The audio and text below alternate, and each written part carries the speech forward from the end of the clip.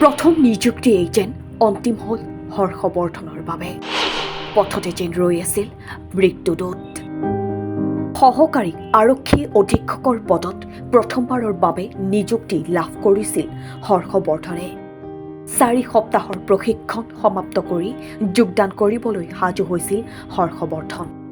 এই নিযুক্তিক লৈ আনন্দত যেন আত্মহাৰা হৈ আছিল হৰ্ষবৰ্ধনৰ পৰিয়ালো। কিন্তু সেই আনন্দ যেন শোকত পৰিণত হ'ল। চাকৰিত যোগদানৰ বাবে যোৱাৰ পথতে ভয়ংকৰ পথ দুৰ্ঘটনাত পতিত হৈ প্ৰাণ হেৰুৱালে হৰ্ষবৰ্ধন সিঙে।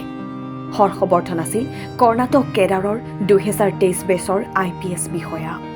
দেওবাৰে কৰ্ণাটকৰ হাছান জিলাত চাকৰিত যোগদানৰ বাবে গৈ থকাৰ সময়তেই নিয়ন্ত্ৰণ হেৰুৱাই পথৰ কাষতে থকা এজোপা প্ৰকাণ্ড গছত খুন্দা মাৰে হৰ্ষবৰ্ধনৰ বাহনখনে। ফলত সংঘটিত হয় পথ দুৰ্ঘটনাটো। লগে লগে হাস্পতালত ভৰ্তি কৰোৱা হৈছিল যদিও ৰক্ষা নপৰিল তেওঁৰ জীৱন।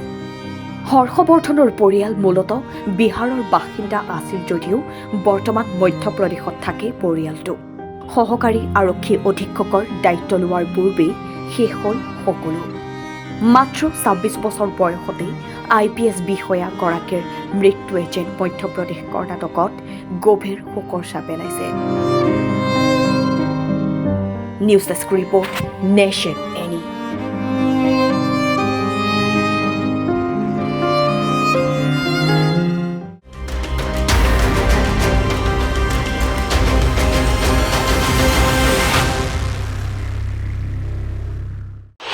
প্ৰথম নিযুক্তি যেন অন্তিম হ'ল হৰ্ষবৰ্ধনৰ বাবে।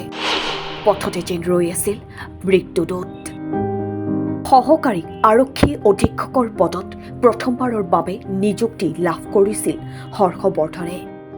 4 সপ্তাহৰ প্ৰশিক্ষণ সমাপ্ত কৰি যোগদান কৰিবলৈ সাজু হৈছিল হৰ্ষবৰ্ধন।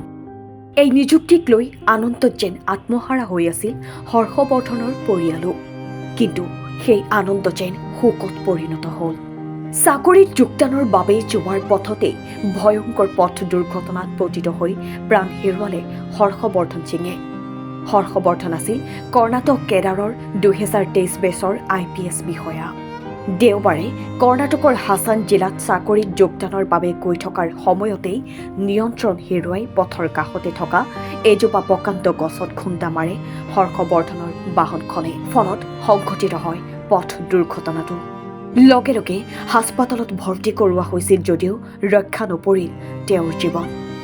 হৰ্ষবৰ্ধনৰ পৰিয়াল মূলতঃ বিহাৰৰ বাসিন্দা আছিল যদিও বৰ্তমান মধ্যপ্ৰদেশত থাকে পৰিয়ালটো।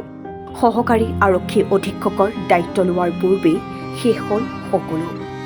মাত্ৰ 26 বছৰ বয়সতেই IPS বিষয়াগৰাকীৰ মৃত্যুৱে যেন মধ্যপ্ৰদেশ কৰ্ণাটকত গভীৰ শোকৰ ছাপ পেলাইছে।